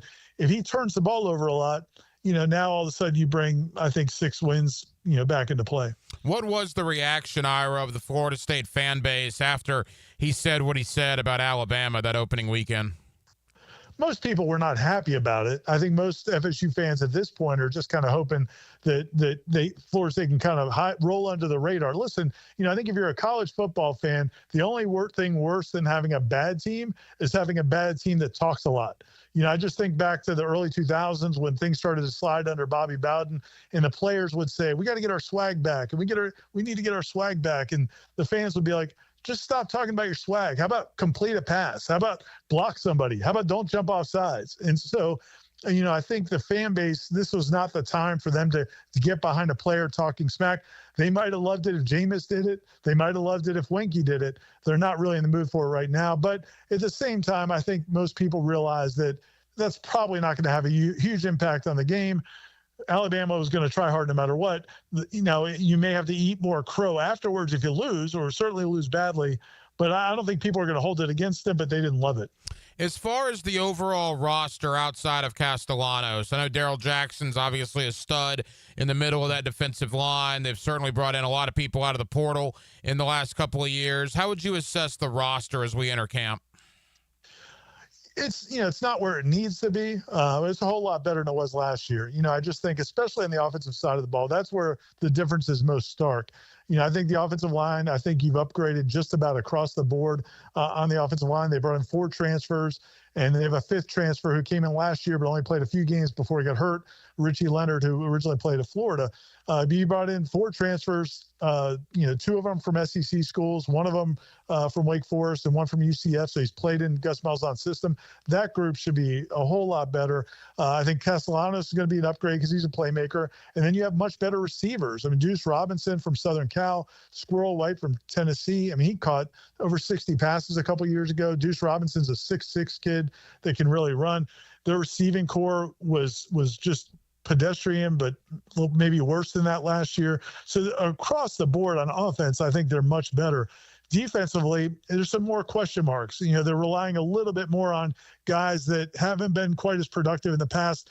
One of the guys they brought to ACC kickoff along with Gerald Jackson was Earl Little at safety. Well, he's one of these guys that came in last year that there was a lot of excitement about because he came from Alabama, but he didn't do a whole lot. Well, they've switched positions. He's in a new scheme. They're really excited about what he did in the spring, so they're hoping he could be a guy.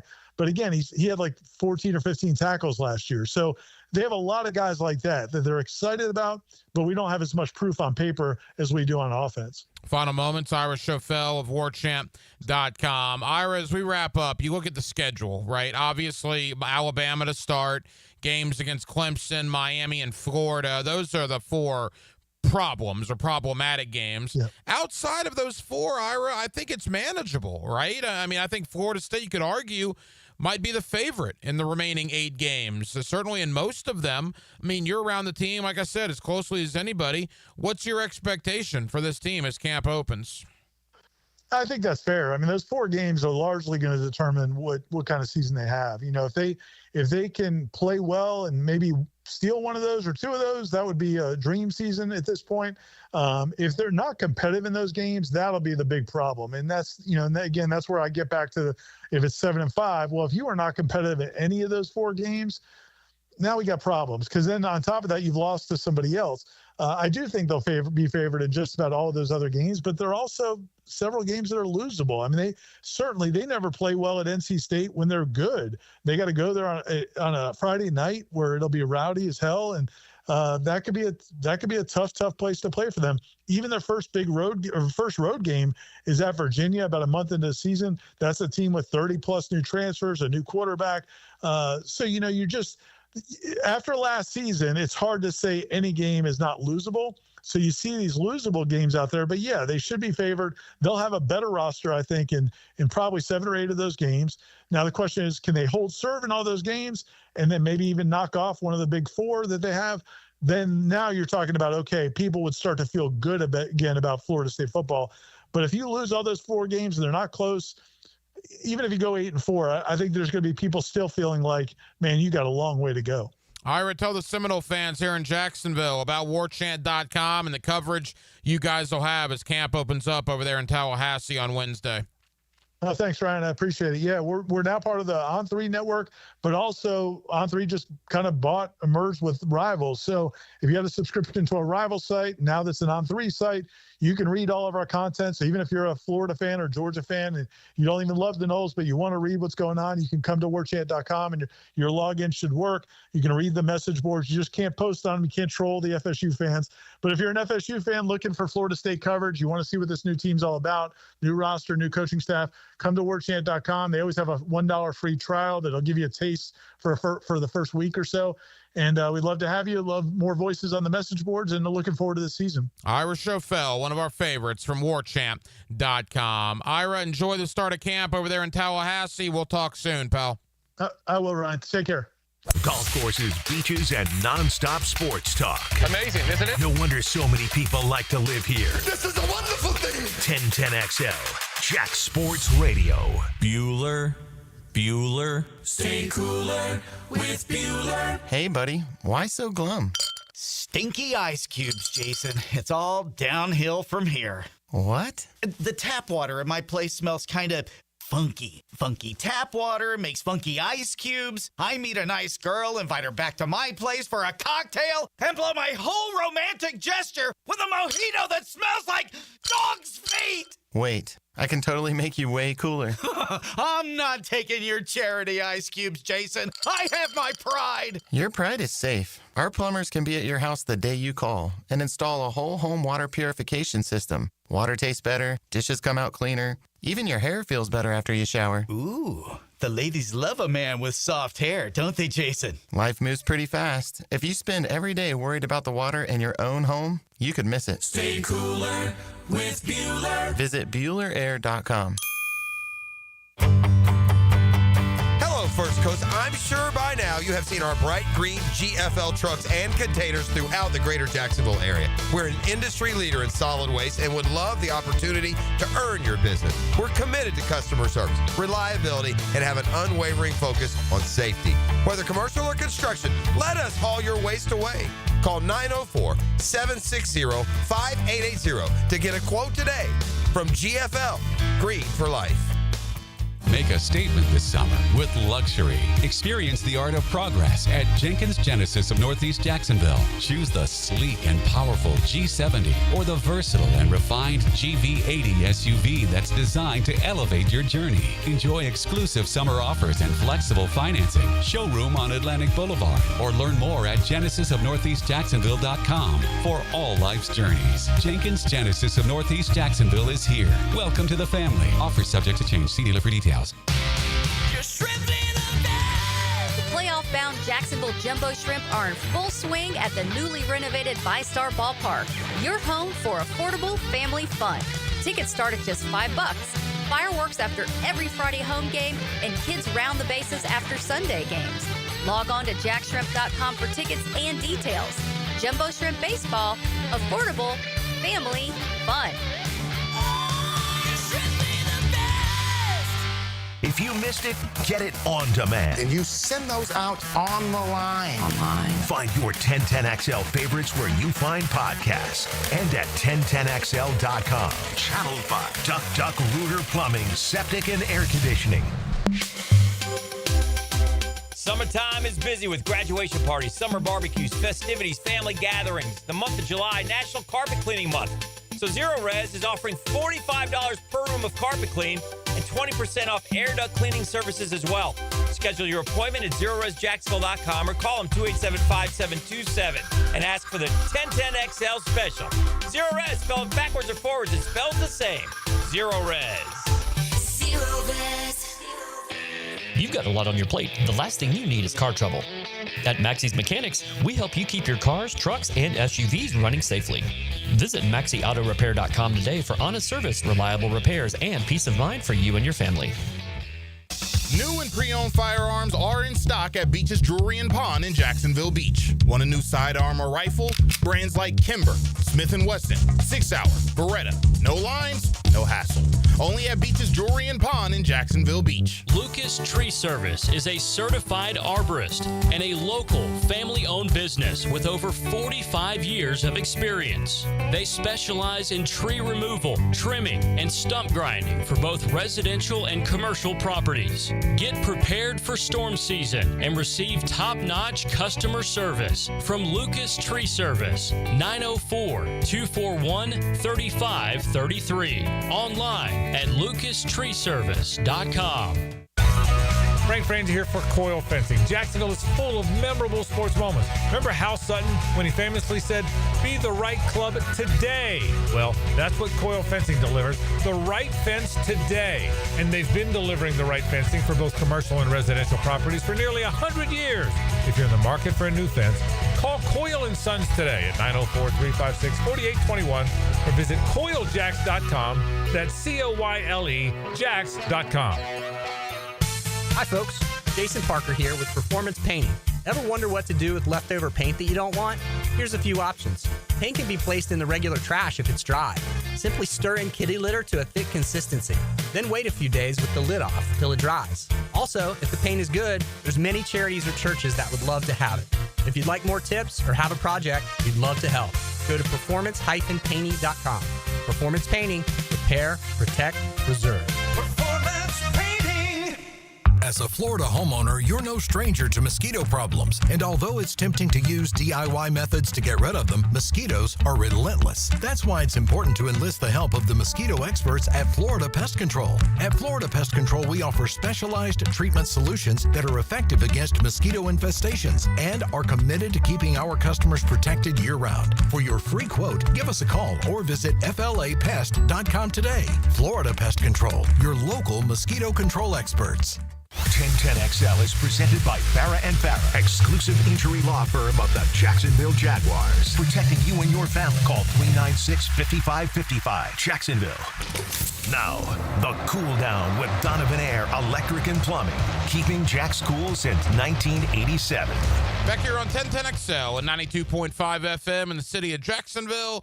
We are glad you are with us. We're already into week 2 of Jaguar training camp. They will have a scrimmage on Friday night down at the stadium, and the first preseason game is unbelievably now less than 2 weeks away. Jordan Dugo, Generation Jaguar. Always love talking Jaguar football with Jordan. Saw him out there earlier today down at the Miller Electric Center, and Jordan's always kind enough to join us here on Hacker After Dark. Jordan, how are you, pal?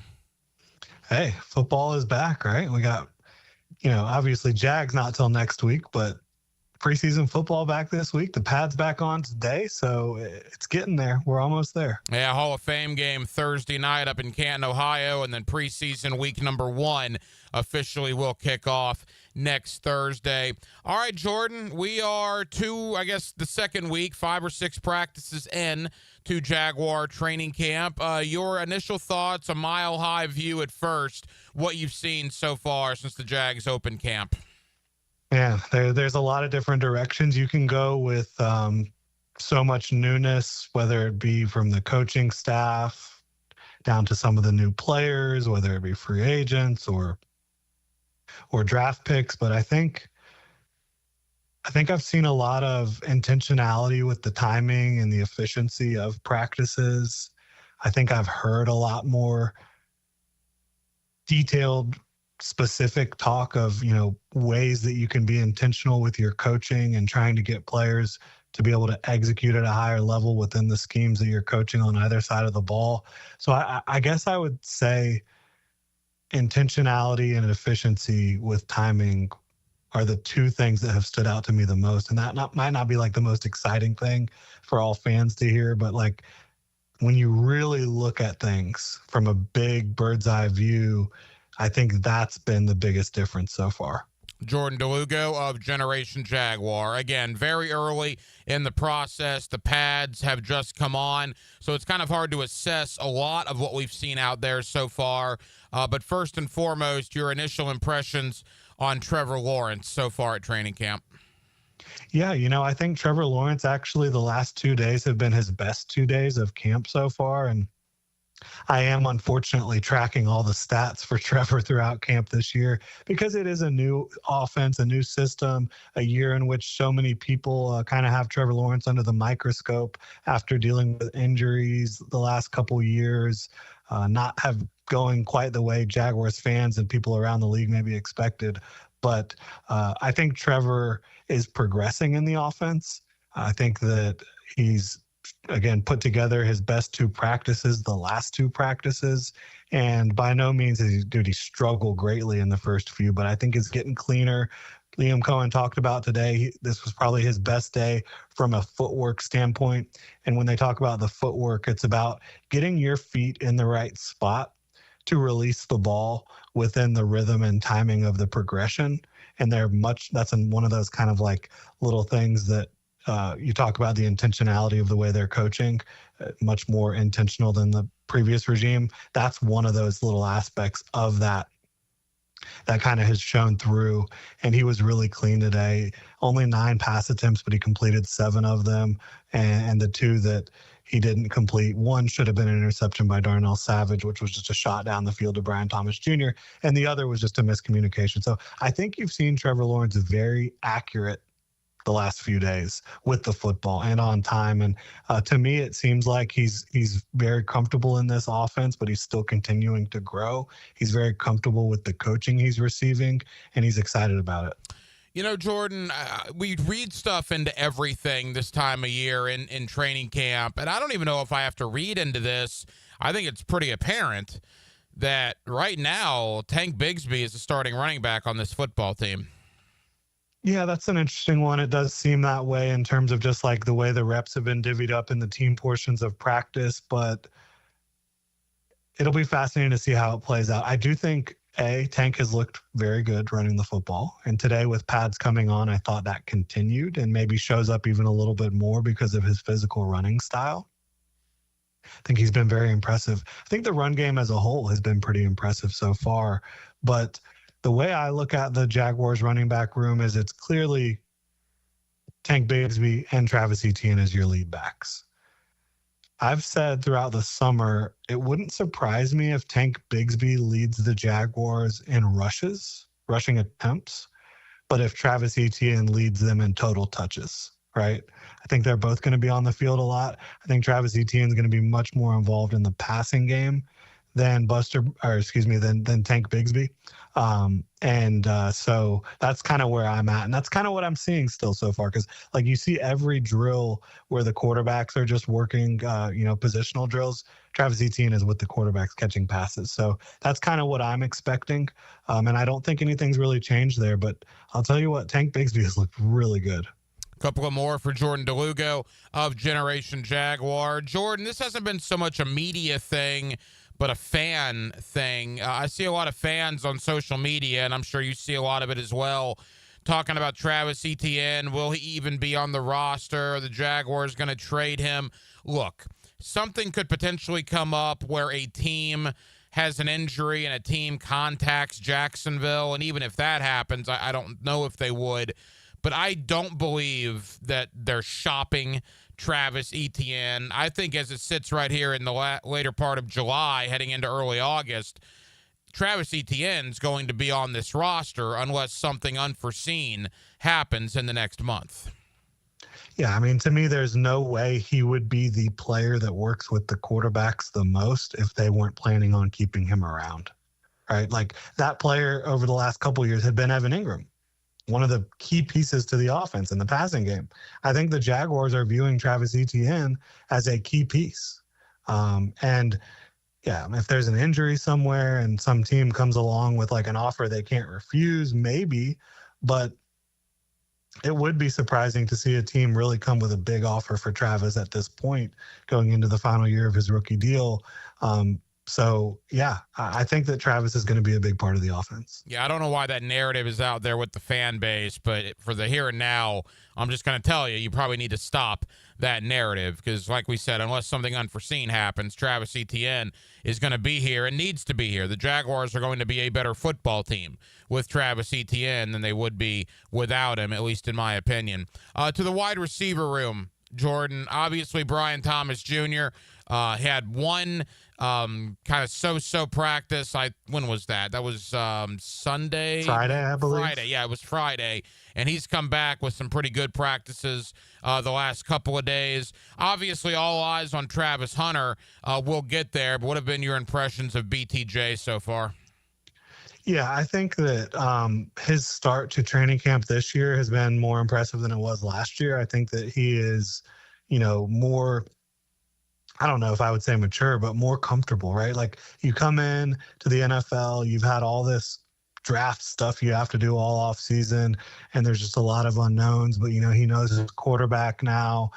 He has for a while. He's been around a lot of the guys. I think he's in a place where he's comfortable, but pushing to be as good as he can be. And so when you have practices like he did on Friday, he was obviously very frustrated with that. I thought he came back the next practice on Sunday and had a really good one. And I think today was, he wasn't targeted a ton. Again, the passing game only had 9 total attempts, so it wasn't a ton of opportunities to go around. But I thought, again, he was just fine today, and he did have a really nice one-on-one win versus Tyson Campbell in the one-on-ones today. So I thought it was another, just solid practice. And one thing about him is that he's not going to always have this unbelievable practice, but when the lights come on, when it's Sunday at 1 p.m. at the bank, that Brian Thomas Jr. is ready to go make plays.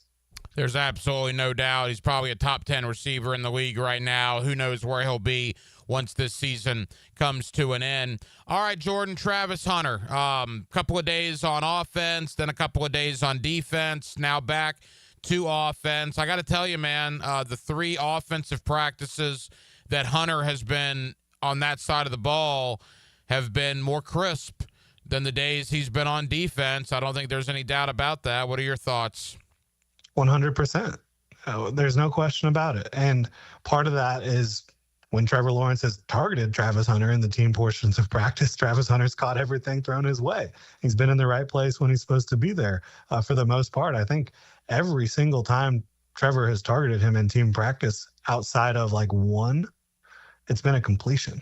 So, yeah, I mean, that's part of it. And then it's also the part of it, like, you have to give him attention, helps other people as well. So Travis Hunter, when he's on the field offensively, is going to make a big difference. And I just think it's so impressive. Like, so he had been practicing offense, and he had his 2 defensive days, came back to offense today. He was really good on the defensive side of the ball in those 2 days, and then comes back the very next day and has a really good practice on offense. I mean, what he's been able to do mentally and physically is very impressive. Even if we've seen him do it at the collegiate level, he is proving right before our very eyes that this is not far-fetched. Final moments with Jordan Dugo of Generation Jaguar. All right, we've talked running backs, we've talked wide receivers, talked quarterback. None of that's going to matter, Jordan, if the offensive line doesn't get a lot better from years past. Obviously, there was a ton of change on the O-line. 6 new guys, 4 free agents, and the 2 rookies, Milam and Monheim. What, if anything, have you seen from the Big Uglies so far now that the pads are on? Well, today the run game was better than the run defense. I think that's fair to say. That's just based on like seeing the openings, the holes that are being created, the timing of it all. And the run defense has been really strong. And like they kind of traded punches today, but I think that the run game offensively landed more punches than the run defense did. But you do see Devin Lloyd and Foye Luke and consistently making plays close to the line of scrimmage. But today there was more of those runs where a runner got to the second level before they were contacted. And that's impressive. And I've kind of maintained, I think that they got guys this offseason, a lot of the changes on the interior of the offensive line. They got guys this offseason that might not be like this all-world pass protector like Brandon Scherf was for most of his career, or, Mitch Morse, an unbelievable athlete for most of his career, but those guys were older. But I think they got guys who will strain through the whistle. Robert Hainsey, obviously tough, physical, and has experience with Liam Cohen and has experience in this offense and making calls in this offense. We all know about how Patrick McCary has that versatility. I think they got guys who are, I don't want to say tougher, but who strain a little bit more in the run game potentially, and that can make them feel a lot more comfortable. And then a lot of it is just going to come down to, in my opinion, Liam Cohen's offense, his design, his run schemes, his run designs, and the way he and the rest of the offensive staff are able to communicate and teach the offensive linemen. That's what it's going to come down to, because so many of the runs Tampa had last year, it wasn't like anybody on that specific run had to do anything outside of what you would expect. It was just well executed and well thought out and well orchestrated, right? So you might not have to have elite players to do that all the time. Now, of course, Tampa did have, the best left tackle in football, potentially, certainly one of the most athletic, Tristan Wirfs. But I think the Jaguars have talent at the offensive tackle position. I think Anton is talented. I think Walker Little's talented. And I think they have guys on the interior to get the run game going. My concern with the interior would be big game down the stretch. You're going up against one of these dominant interior defensive line groups or great blitzing teams. How do they hold up there? Jordan, we got 90 seconds. The scrimmage on Friday. A lot of fans will be out there, certainly. What are you looking for in that scrimmage on Friday night?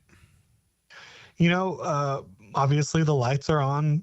Fans are out there even more than they have been at training camp. And I think that you could expect or hope to see Trevor Lawrence look like he's rising to the occasion again in this new offense. Same thing with Travis Hunter and Brian Thomas Jr. But really, I think you want to see a lack of penalties, a lack of pre-snap issues, good communication on both sides, and just competition. Because if you're having the offense dominate, then the defense isn't looking very good, or vice versa, right? You want to see healthy competition. You want to see them get after it. You want to avoid the I word.